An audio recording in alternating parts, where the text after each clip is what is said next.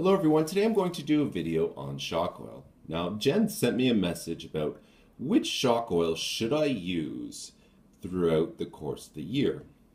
Now throughout the course of a year we have 4 seasons, and those 4 seasons the temperature changes quite dramatically. Now one thing you need to understand is that temperature has a really big impact on shock oil. All right. Now, let's go into an example. Say that we started off our racing season in the late months of spring, and we started off with 450 CST. Now, we found that this was it suited really well for the track conditions, and the car performed really well. And you want to stick with a dampening of 450 CST.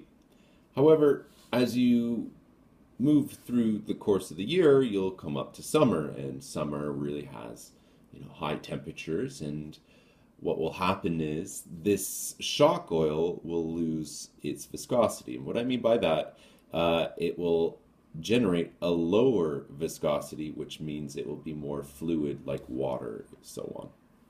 Now, that will definitely change the dampening performance of your shock. Now, in order to maintain the same dampening performance under higher temperatures, you want to increase the shock oil viscosity. So going to a higher viscosity will help maintain the same dampening performance, but at a higher temperature.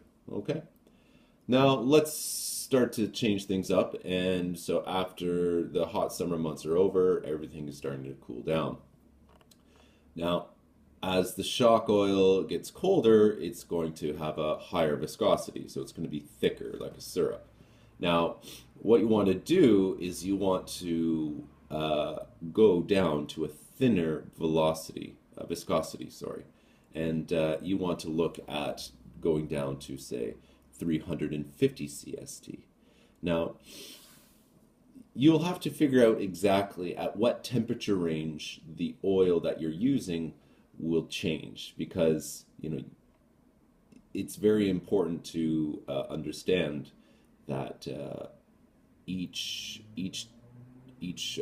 degree Celsius degree of change will actually change the shock oil. So you have to really keep in mind, the temperature that you're racing in. That's why you'll see racers have these, temperature and humidity monitors at their pit tables, is so they can actually monitor the ambient temperature, so that they have the same dampening performance from each track that they go to. All right.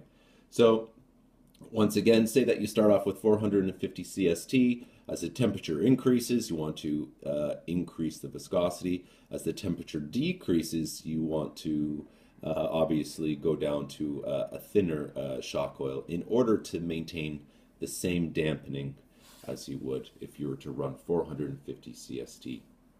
All right, now I'm going to supply a dampening chart in the description box below, and a few other links which will also help out as well. Okay, bye-bye.